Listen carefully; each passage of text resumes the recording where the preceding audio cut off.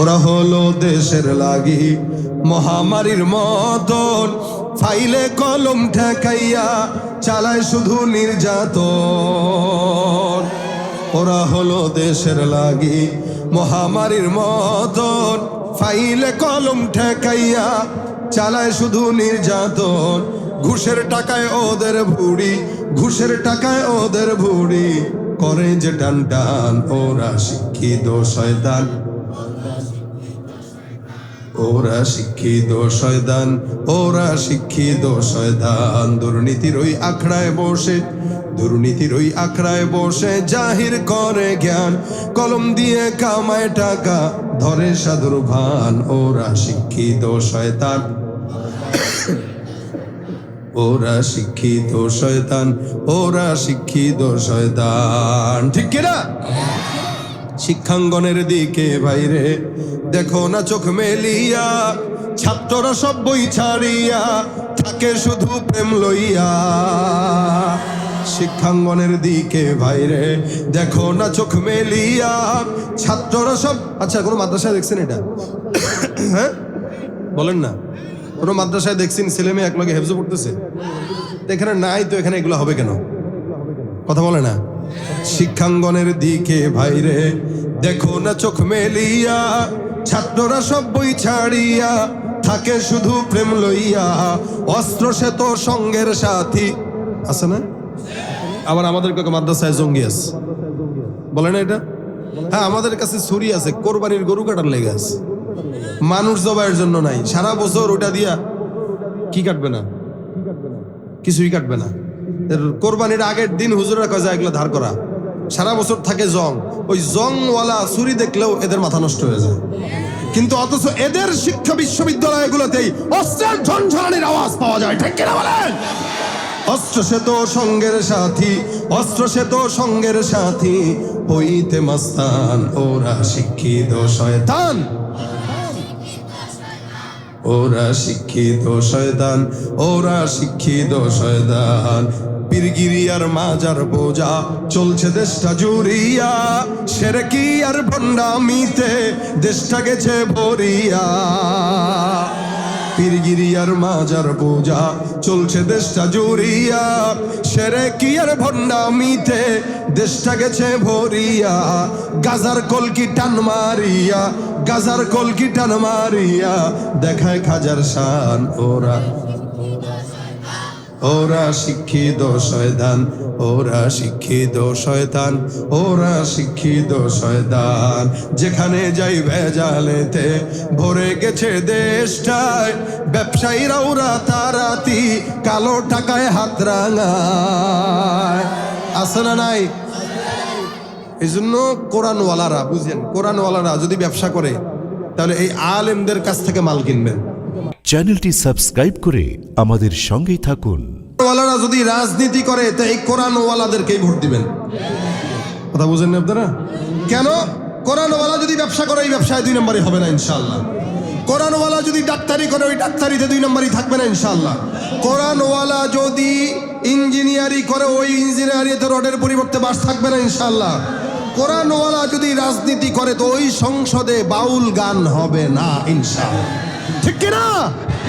যেখানে যাই ভেজালেতে ভরে গেছে দেশটায়, ব্যবসায়ীরা ওরা তারাতি কালো টাকায় হাত রাঙায়।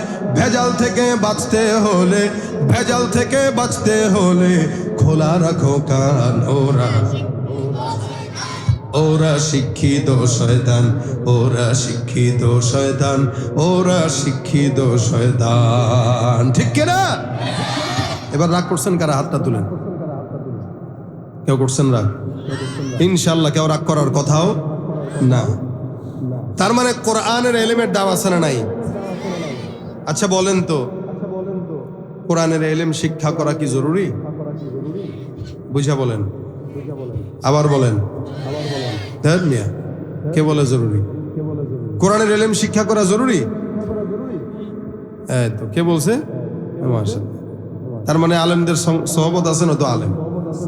ভাই দেখেন, জরুরি কি আর ফরজ কি একটু বুঝাই আপনাদেরকে। এই যে এখানে আমি আসছি, আপনারা আসছেন, হুজুর বসছেন, পাশে আরেকজন হুজুর বসছেন। হুজুরের একটা সাদা কোট আছে, খুব বেশি তো শীত পড়ে নাই, কোটটা থাকলেও চলতো, না থাকলেও চলতো, কিন্তু কোটের কারণে একটু সৌন্দর্য বাড়ছে। উনিও কোট পরছে, একটু সৌন্দর্য বাড়ছে। আমি তো কোট পরি নাই, কোনো সমস্যা হয়েছে? এটা জরুরি বিষয়, এটা থাকলেও চলে, না থাকলেও। আচ্ছা ধরেন কোটের কথা বাদ দিলাম, আমি যদি পাঞ্জাবিও না পড়তাম, হুজুরের মতো ফারা পাঞ্জাবি পড়তাম, তাও হইতো নি? গুনাহ হইতো কোনো? জুব্বা পরি নাই, পাঞ্জাবি পড়ছি, কোনো গুনাহ হইতো? জরুরি। আমার মন চায় আমি জুব্বা পরি, কারো মন চায় কেউ ফারা পরে। এবার জুব্বার কথাও বাদ দিলাম, পাঞ্জাবির কথাও বাদ দিলাম, আমি যদি গেঞ্জি পরে আপনাদের এলাকায় আসতাম, গুনাহ হইতো? হ্যাঁ, আপনারা বলতেন এটা আবার কেমন, হুজুর গেঞ্জি পরে ওয়াজ করতে চলে আসছে, মানানসই হইতো না। বাকি কেউ যদি গেঞ্জি পরে আসে সমস্যা আছে? ধরলাম গেঞ্জিও নাই, খালি গায়ে, গরমের সময় থাকে না? আপনারা ঘরে খালি গায়ে থাকেন না? আমিও থাকি, আপনারাও থাকেন। গরম বেশি হয়ে গেছে, বাস গেঞ্জি টেঞ্জি খোল, খালি গায়ে বসে রয়েছে, বাতাস করতেছে, এসে ছেড়ে দিস। ধরলাম এই পর্যন্ত ঠিক আছে। এখন একজন যদি গেঞ্জি একটা পইরা লুঙ্গিটা খুলে আপনি আপনার নাড়াইতে দিক দিয়া যায়, কি বলবেন বলেন? কথা কয় না ভাই। এতক্ষণ পর্যন্ত ঠিক ছিল, কিন্তু যখন লুঙ্গিটা খুলে ফেলছে এখন আর ঠিক আছে? এখন সে কি? জোরে বলেন কি? জরুরি আগে না ফরজ আগে? এই পাগলে গেঞ্জিও রাখছে, পাগড়িও রাখছে, কিন্তু তলে তাকায় দেখেন লুঙ্গি নাই, টুনটুন। হ্যাঁ, তার মানে পাগল। এখন কেউ যদি লুঙ্গি খুইলা পাগড়ি বান্ধে, বুঝতে হবে ও কি ফরজ বাদ দিয়া জরুরির পিছনে ছুটছে। ঠিক তেমনি ভাবে ডাক্তারি হওয়া জরুরি, ইঞ্জিনিয়ার হওয়া জরুরি, আপনার দুনিয়া বোঝা জরুরি, আরে সিএস জাগার রেজিস্ট্রি কেমনে করতে হয় বোঝা জরুরি। না বুঝলে কেউ ভাতে মরবে না, ইজ্জত নষ্ট হবে না, এটা জরুরি বিষয়, ওইটা শেখা জরুরি। কিন্তু ওইটার পিছনে মানুষ এমন ভাবে নামছে যে কোরআনটা যে ফরজ এটা খুইলা ওই জরুরিতের পিছনে ঢুকছে। তার মানে লুঙ্গি খুলে পাগড়ি বাঁধা অবস্থা। যারা দুনিয়ার পিছনে এমন ভাবে ছুটে কিন্তু কোরআনের পিছনে ছুটে না, এগুলো সব আখিরাতের জায়গায় পাগল। কারণ ও জরুরতকে প্রাধান্য দিচ্ছে ফরজের উপরে। এই জন্য কোরআনের এলেম শিক্ষা করা কি জরুরি নাকি? ফরজ না থাকলে কি বলা হয়? কি বলা হয়? পাগল বলা হয়। তার মানে এই কারণে রাসূল বলেছেন, যার কোরআনের এলেম নাই, জ্ঞান নাই, ওর মতো মিসকিন কেউ নাই, ওর মতো ফকির কেউ নাই।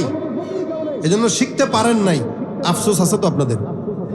অনেক মুরব্বীরা আছে বুড়া বয়সে কোরআন শিখতে যায়, ওই পেস লাগায় আর আফসোস করে, আহারে বাচ্চাটারা যদি আলেম বানাইতাম রে, আফসোস করে। আফসোস এটা থাকা অনেক ভালো। কেন? কখনো কখনো কোনো বান্দারা আফসোসের কারণেও আল্লাহ পাক তাদেরকে আলেমদের সাথে জান্নাত দান করবেন। কারণ নবী বলেছেন, কোন আলিমান আও মুতাআল্লিমান আও মুস্তামিআন আও মুহিব্বান, চারটা অপশন, চারটা। এক নাম্বার, তুমি আলেম হও, নয়তো আলেম বানাও। আলেম যদি তুমি না হইতে পারো তাহলে তোমার সন্তানকে বানাও, তুমি তোমার বাচ্চাকে বানাও, ভাতিজাকে বানাও, তুমি তোমার নাতিপুতিকে বানাও। যদি সেটাও না হইতে পারো তাহলে এক কাজ করো, এই আলেমদের মজমার মধ্যে বসে বসে তোমরা আলেমদের কোরআনের আলোচনা শোনো। এই কোরআনের আলোচনা শুনতে যায়, বলতে যায়, কেউ যদি তোমার বিরুদ্ধেও কথা কয় তবুও তুমি তার মহব্বত করো। আও মুহিব্বান, সুবহানাল্লাহ কয় না? চারটা অপশন। এক নম্বর আলেম হও, দুই নম্বর আলেম বানাও, আর তিন নম্বর আলেমদের কথা শোনো। এখন শুনতে যায়, খবরদার পাশ থেকে একটা ঘুষখোরের সভাপতি বানাইছে, এখনকার হুজুর এগুলা কয়েন না, অন্য কথা কন। বলে না এটা কয়েন না, অন্য কথা কন। আল্লাহ কইছেন শুন, ও কয় না আমি যেমনি বলি এমনি কথা বলতে হবে। অথচ আল্লাহ নবী বলতেছেন তুমি শুনবা, আলেম যা বলো এটা শুনবা। আলেম যেটা বলো এটা যদি তোমার বিরুদ্ধেও যাও তুমি শুনবা। সে বিরুদ্ধে বলছে, তার মানে কোরআন সমস্যা না, তোমার সমস্যা, তোমার নিজের সমস্যা, তুমি আল্লাহর কাছে মাফ চাও। এই সমস্যা মেনে নিয়ে আলেমদের কথা শুনেই আলেমদেরকে মহব্বত করো, কোনো স্বার্থের কারণে নয়, নিঃস্বার্থভাবে আলেমদেরকে মহব্বত করো। যদি তাই হয় তাহলে আল্লাহর নবী বলেন ওই আলেমদের সঙ্গে তোমার হাসর নাসর হয়ে যাবে, হাফেজদের সঙ্গে হাসর নাসর হয়ে যাবে। এই চার অপশনের অন্য কোনো অপশন আর নাই, এই চারটা ছাড়া। 5 নাম্বার মানে আলেম বিদ্বেষী হওয়া লাগবে। যদি আলেম বিদ্বেষী হও তাহলে আবু জাহেলের সঙ্গে হাসর নাসর ছাড়া কোনো উপায় নাই। এই জন্য আমরা আলেমদেরকে মহব্বত করবো, ঠিক আছে ইনশাআল্লাহ। আলেমদের কথা শুনবো ইনশাআল্লাহ, কারণ আলেম হইতে পারি নাই, বানাইতেও পারি নাই। এখন শুনতে তো পারবো, শুনবো, মহব্বত করবো। কখনো কখনো আফসোস করবেন, ওই আফসোসটাও জান্নাতে যাওয়ার কারণ হয়। ভাই নিয়ত করবেন কোরআন আমি রমজান মাস আসতেছে শুনবো, শিখবো। নবী বলেন কেউ যদি কোরআন শিখার নিয়ত করে আর কোরআন শিখতে যায় যদি মুখে আটকায় আটকায় তারপরে তেলাওয়াত করে, আল্লাহর নবী সাল্লাল্লাহু আলাইহি ওয়াসাল্লাম বলেন ওই ব্যক্তিটা আটকায়া আটকায়া পড়লেও আমার আল্লাহ প্রত্যেকটা অক্ষরে 10টা করে নেকি দান করে দিবেন। সুবহানাল্লাহ। আব্দুল্লাহ ইবনে মুবারক রাহমাতুল্লাহ আলাইহি বহুত বড় একজন বুজুর্গ লোক। উনার জামানায় উনি ইমাম আবু হানিফার ছাত্র। আব্দুল্লাহ ইবনে মুবারক রাহমাতুল্লাহ আলাইহি উনি বিশাল বড় হাফেজে কোরআন, হাফেজে হাদিস, আল্লাহওয়ালা বুজুর্গ লোক ছিলেন। আল্লাহর বান্দাটা ইন্তেকাল যখন করলেন, খুব বুঝবেন, মনোযোগের সঙ্গে শুনেন। আফসোস করার কারণে আল্লাহ পাক বান্দাকে কেমনে মাফ করে দেয়। আব্দুল্লাহ ইবনে মুবারক রাহমাতুল্লাহ আলাইহি ইন্তেকাল করার পর ওনার একজন শাগরেদ ঘুমের মধ্যে স্বপ্ন দেখলো। কি স্বপ্ন দেখলো? বলে স্বপ্নের ভিতরে তাকায় দেখে আব্দুল্লাহ ইবনে মুবারক রাহমাতুল্লাহ আলাইহি বিশাল বড় জান্নাতের মধ্যে অবস্থান করতেছে। কিসে দেখছেন? স্বপ্নে। স্বপ্নে দেখে আব্দুল্লাহ ইবনে মুবারক জান্নাতের ভিতরে অনেক বড় প্রাসাদ। বলে কত বড় প্রাসাদ? বলে তুমি ইকরা অর্তাকি ওরাত্তিল। আল্লাহ পাক বলবেন এই পড়তে থাকো, উঠতে থাকো। কতটুকু উঠবা? বলে তোমার আয়াত যেখানে যায় শেষ হবে তোমার জান্নাতের প্রাসাদ অত তালা হবে। সুবহানাল্লাহ। যদি আয়াত হয় 600 তো 600 তালা পাইবে। আয়াত যদি হয় 6600 তার থেকেও বেশি, তাহলে জান্নাতের প্রাসাদটাও থাকবে তার চাইতেও বেশি প্রাসাদ। আর আব্দুল্লাহ ইবনে মুবারক এত বিশাল বড় প্রাসাদ সামনে নিয়ে ঘুরতেছেন। খাদেম ডাক দিয়া বলে হুজুর আল্লাহ পাক আপনার সাথে কেমন মুআমালা করছে? কয় দেখো না, আল্লাহ পাক তার দয়ায় কোরআনের মহব্বতে আমারে মাফ করে এই জান্নাতটা দান করছে। কিন্তু আমার অবাক লাগে, আমার মতোই একটা জান্নাত আল্লাহ পাক আমার বাড়ির পাশে যে কামার ছিল ওই কামার কেউ দান করছে। ভাই কে? কামার তো আপনাদের এলাকায় বলে দাও বানায় কামার। এতটুকুন স্বপ্ন দেখছে, আমার সমপর্যায়ের জান্নাত প্রায়। পার্থক্য কোথায়? একজন 5 তলা বিল্ডিং করছে টাইলস দিয়ে, আরেকজন 5 তলা বিল্ডিং করছে টাইলস ছাড়া। কারোটা একটু চকচক, কারোটা একটু চকচক ছাড়া, এতটুকু পার্থক্য। আল্লাহর বান্দা ঘুম থেকে জেগে গেলেন।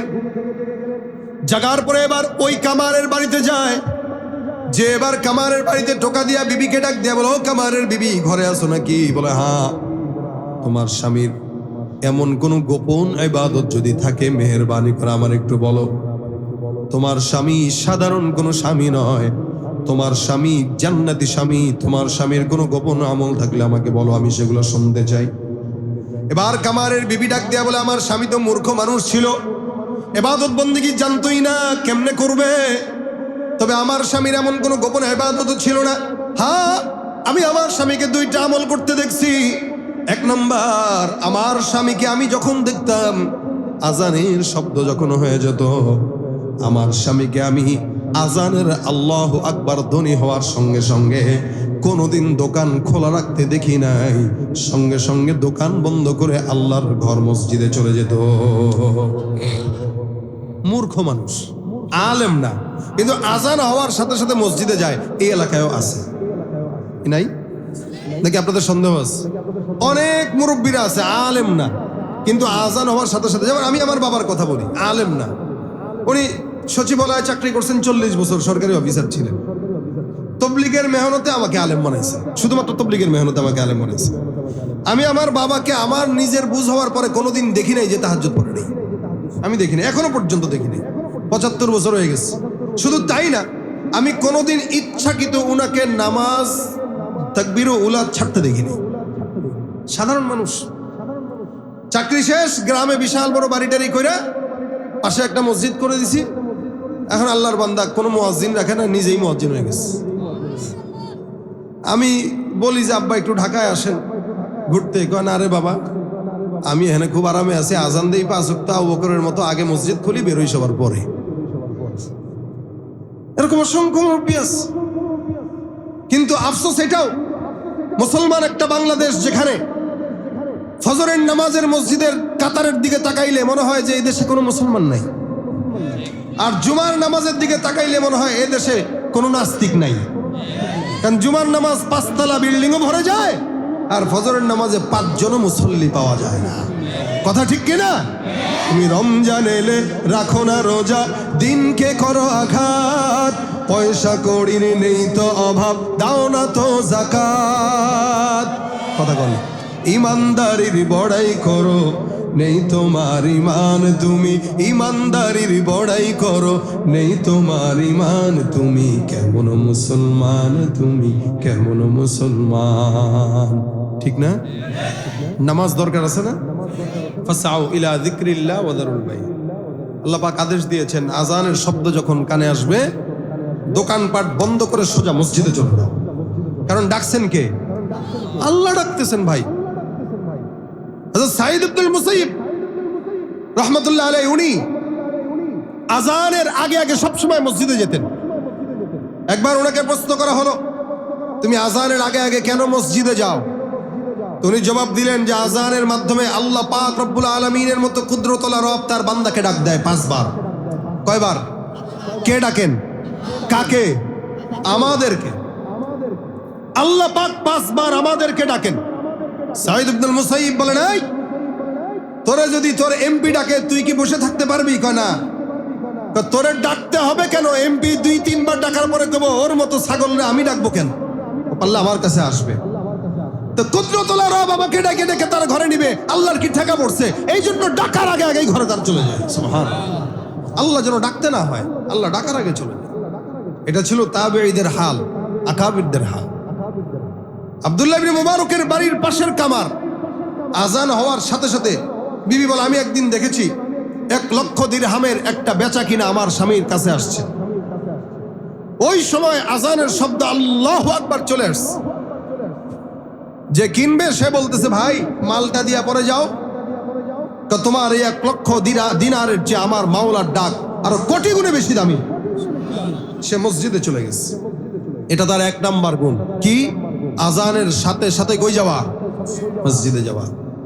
2 নাম্বার, এই যে বাড়ির পাশে একটা ঘর আছে দেখছো? বলে কার ঘর? বলে আব্দুল্লাহ ইবনে মুবারক। এমন বিশাল বড় একজন আল্লাহওয়ালা বুজুর্গ হাফেজ। উনি প্রতিদিন উনার বাড়ির ছাদের ভিতর দাঁড়ায় সুন্দর করে করে কোরআন তেলাওয়াত করত। রাতের বেলা তাহাজ্জুদের নামাজে 1 খতম কোরআন দিত। সুবহানাল্লাহ। তাদের সময় বরকত ছিল, আমাদের সময় বরকত নাই। দেখেন না, জোহরের পরে খাইয়াই আর সময় নেই আসো। ভাইরা আমার, তাদের সময় বরকত ছিল। রাত্রে বেলা সারা রাত তাহাজ্জুদের নামাজ আদায় করছে। তাহাজ্জুদের নামাজে কোরআন তেলাওয়াত করতো। আমি আমার স্বামীকে দেখতাম সুন্দর করে রাত্রিবেলা ফজরের আগ মুহূর্তে উঠত, আর আব্দুল্লাহ ইবনে মুবারকের দিকে তাকায় তাকায় বলতো, আল্লাহ রে, আমি একজন সাধারণ মানুষ, আব্দুল্লাহ ইবনে মুবারকের মতো হাফেজে কোরআন যদি হতাম, তার মতো প্রতি রাতে আমি তাহাজ্জুদের নামাজে দাঁড়ায় দাঁড়ায় কোরআনের খতম দিতাম। এই কথা বলতো আর কান্নাকাটি করতো। আল্লাহওয়ালা ডাক দিয়া বলে, আমার দিল বলে এই যে 1-2টা আমল, এই কোরআনের প্রতি আফসোস, আল্লাহর বান্দাকে আব্দুল্লাহ ইবনে মুবারক রাহমাতুল্লাহ আলাইহির সঙ্গে আল্লাহর জান্নাত দিয়ে দিছে। তার মানে কোরআনের আফসোসটা ওই এলাকায় দিছে, এই এলাকায় সমস্যা দেখ দূরে দিছে। এই এলাকায় যখন আজান দিবে তখন চুপ হবে। তো কোরআনের আফসোসটাও বান্দাকে আল্লাহর সাথে জান্নাত দেয়। আল্লাহর বান্দার সাথে, হাফেজ কোরআনের সাথে জান্নাত দেয়। তা আমরা চেষ্টা করব, কোরআন যারা শিখতে পারি নাই কোরআন শিখবো তো ইনশাআল্লাহ। আল্লাহ পাক বলেন, ইন্না খালাকনাকুম, আমি আল্লাহ তোমাদেরকে সৃষ্টি করেছি। কিভাবে? আল্লাহ পাক রব্বুল আলামিন গোত্রে গোত্রে সৃষ্টি করেছে। আল্লাহ পাক মিন যাকারি ওয়া উনসা ওয়া জাআলনাকুম শুউবা ওয়া ক্বাবাইলা লিতাআরাফু, যে গোত্রে গোত্রে, বংশে বংশে, ভাগে ভাগে, শাখায় শাখায়, প্রশাখায় প্রশাখায় আল্লাহ পাক সৃষ্টি করেছেন। কেন? লিতাআরাফু, যাতে করে বান্দারা একে অপরের সাথে পরিচিত হতে পারে। আমার অমুক বংশ, তো আপনাদের এখানে আরেকজনের বংশ অমুক বংশ, কেউ খান বংশের, কেউ ভুইয়া বংশের, কেউ পাটোয়ারি বংশের, কেউ ভিন্ন। আপনাদের এই এলাকায় কি বংশ আছে জানি না, তো বিভিন্ন বংশ আছে। তো বলে বংশটা কেন? বলে ভাই আপনার বাড়ি কই? টাঙ্গাইল। কোন জায়গায়? এলেঙ্গা। এলেঙ্গা কোন বাড়ি? অমুক বাড়ি। কি বাড়ি? খান বাড়ি। আচ্ছা, তো ও আমার বাড়িও তো অমুক বাড়ি। এই যে একটা পরিচয় নেওয়ার জন্য শুধু এগুলো। কিন্তু আল্লাহ পাকের কাছে এই পরিচয় এবং এই বংশ, এই দল, এই রাজনীতি, কোনো কিছু 4 আনার কোনো দাম নাই। কেন নাই? আল্লাহ পাক বলেন, আমার কাছে যদি দাম পেতে চাও, ইন্না আকরামাকুম ইনদাল্লাহি আতকাকুম, শুধুমাত্র তোমাদের বংশ আমার কাছে আসবে, তোমাদের সম্পদ, তোমাদের চেহারা, তোমাদের রাজনীতির পরিচয়ের কারণে আমার কাছে দাম বাড়বে না, মোটেও না। বরং তোমার অন্তরে আল্লাহর ভয়, তাকওয়া কতটুকু আছে, ওইটার কারণে তোমার দাম আমার কাছে বাড়বে।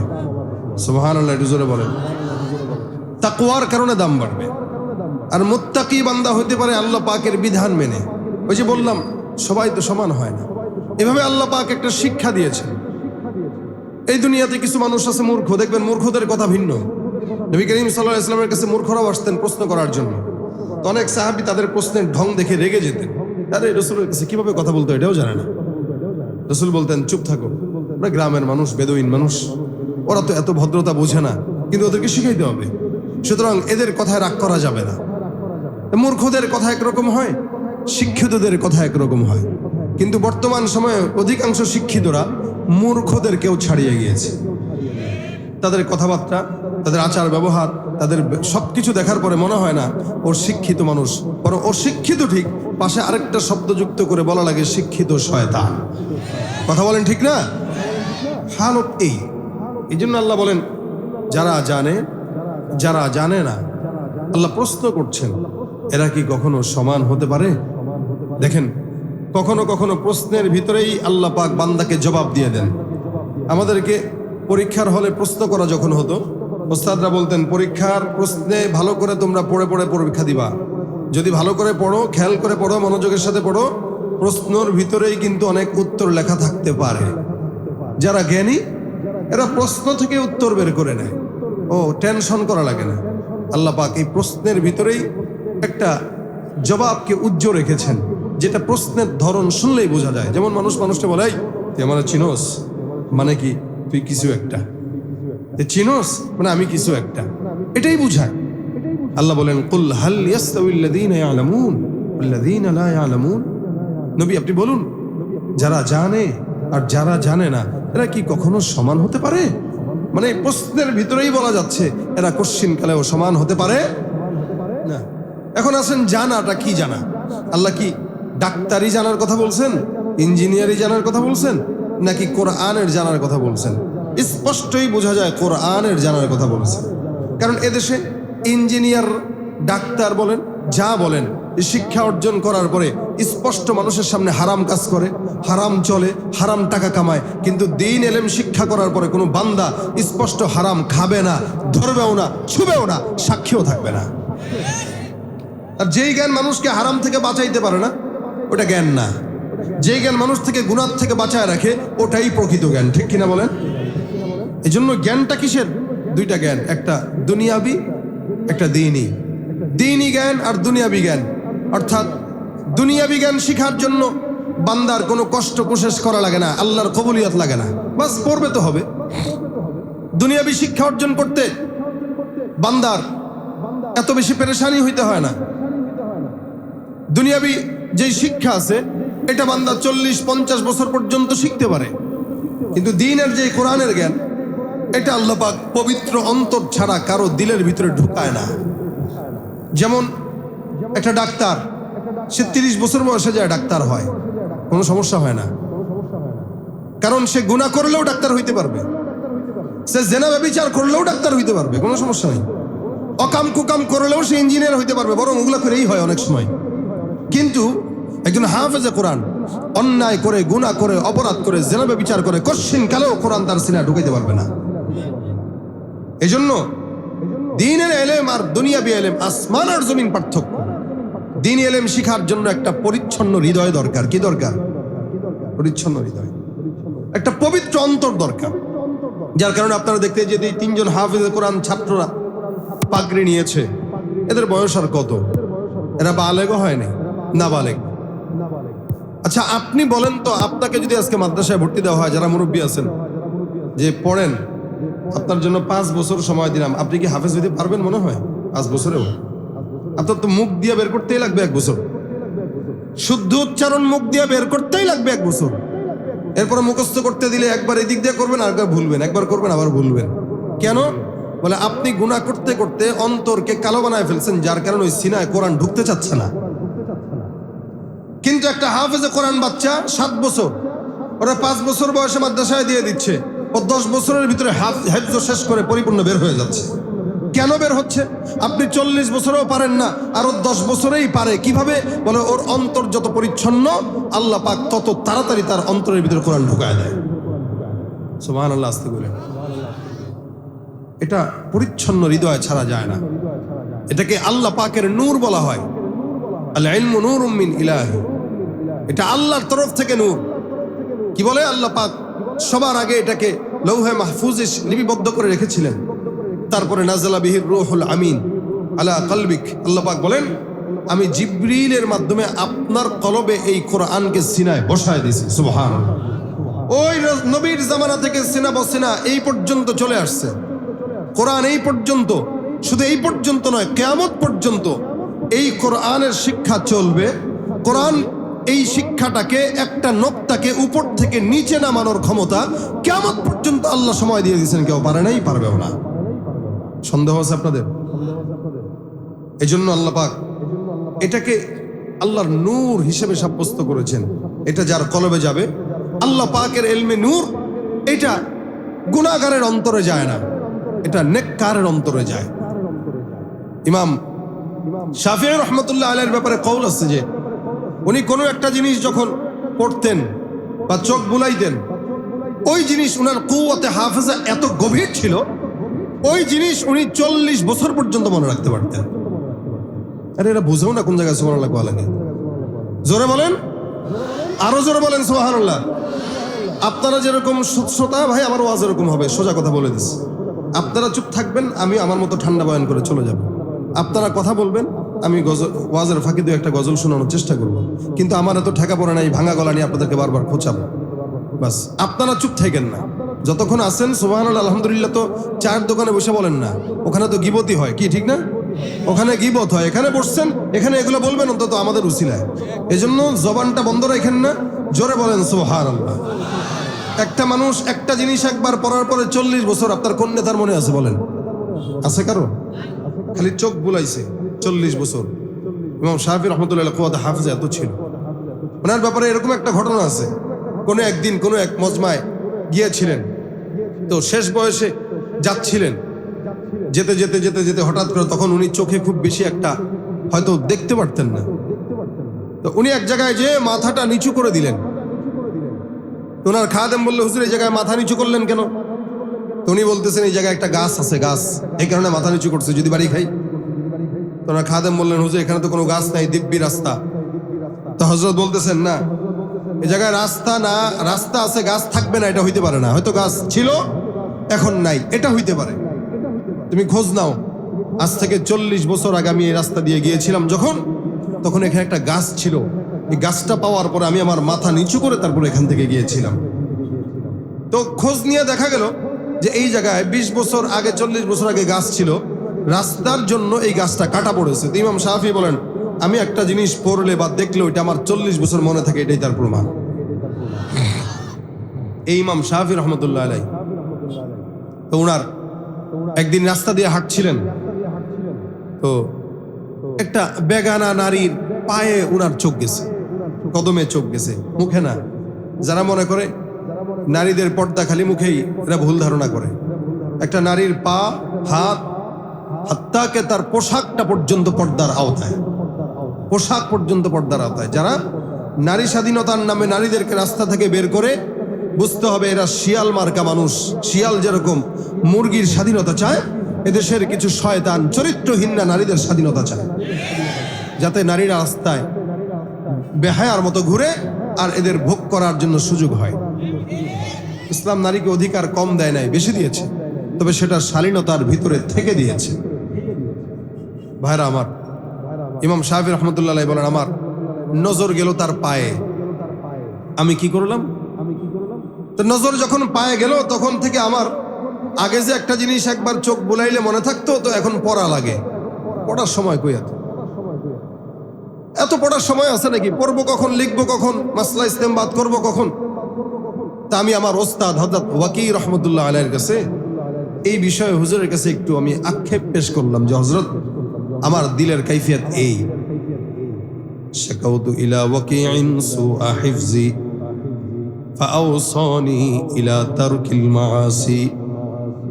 ইমাম শাফিঈ বলেন আমি আমার ওস্তাদের কাছে শিকায়াত করলাম আমার যে মেয়েটার নজরের দিকে, মেয়ের পায়ের দিকে নজর যাওয়ার কারণে আমার জেহেন দুর্বল হয়ে গেছে, এটা বলি নাই।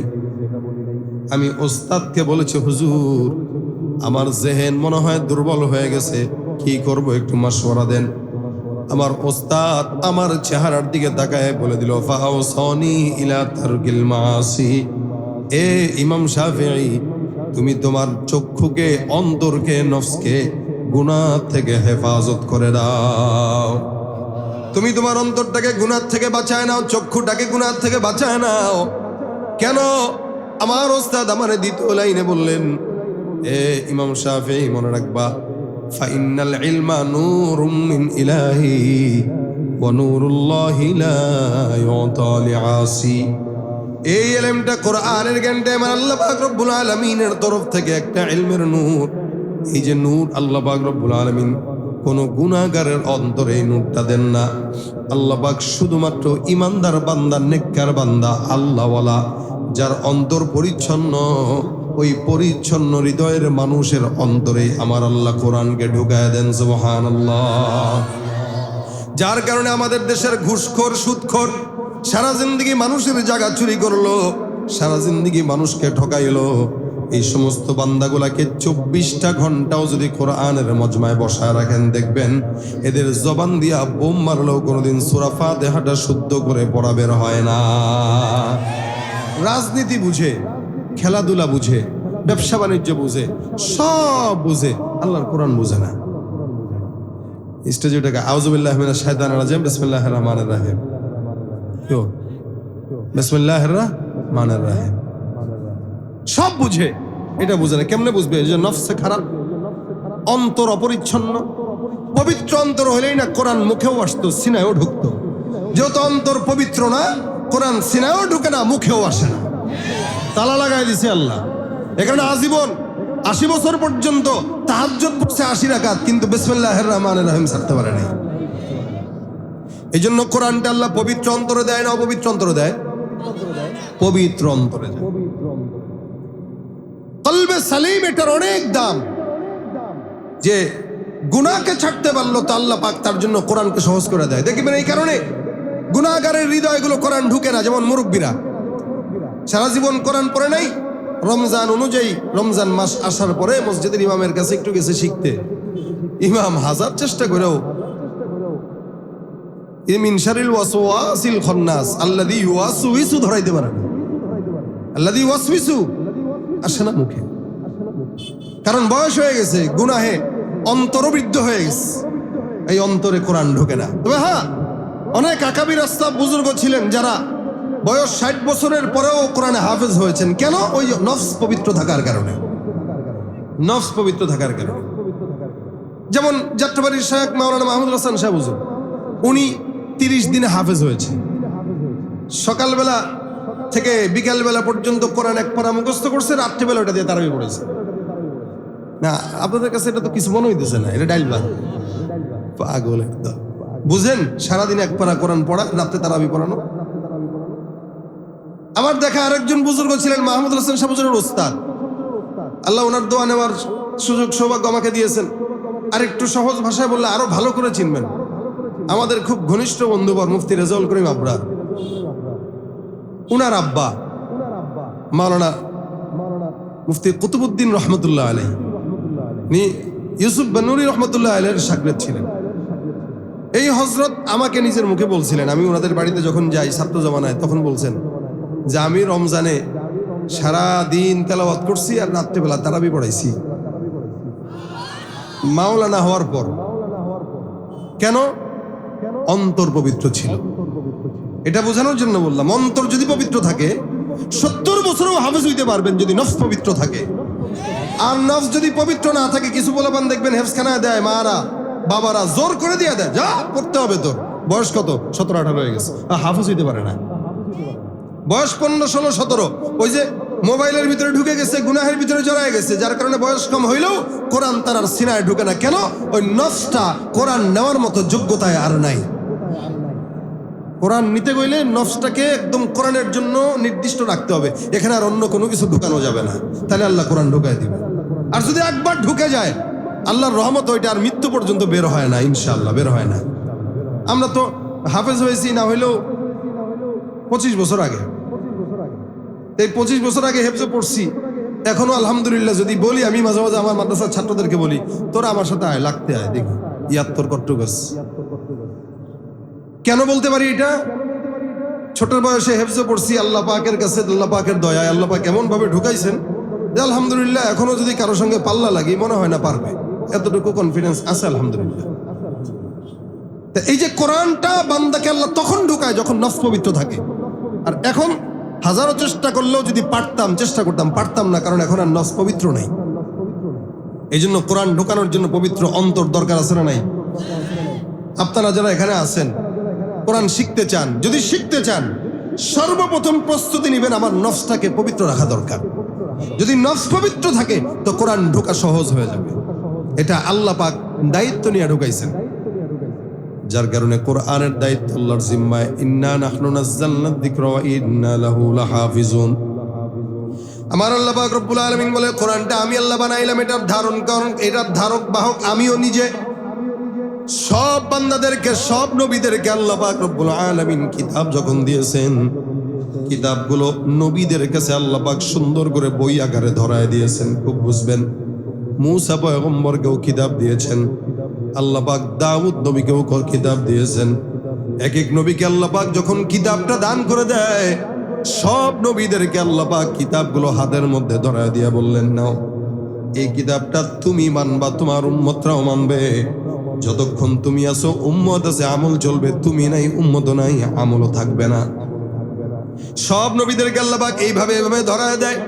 কিন্তু আপনার আমার পয়গম্বর মুহাম্মদুর রাসূলুল্লাহ সাল্লাল্লাহু আলাইহি ওয়াসাল্লামকে আল্লাহ পাক রব্বুল আলামিন যখন কোরআনটা দান করেন, আল্লাহ পাক বই আকারে আমার পয়গম্বরকে দান করেন নাই। আল্লাহ নবী ওই গারে হেরার ভিতরে যখন যায়, আমার আল্লাহ জিবরিল ফেরেশতার মাধ্যমে একটা একটা আয়াত করে আপনার আমার পয়গম্বরের সিনার মধ্যে কোরআনটা ঢুকায় দিয়েছে। অন্য নবীদেরকে আল্লাহ পাক বই আকারে ধরায় দিয়েছে, থাকলে থাকলো, না থাকলে নাই, তোমার হিসাব। কিন্তু আপনার আমার পয়গম্বরকে আল্লাহ পাক এভাবে দেন নাই।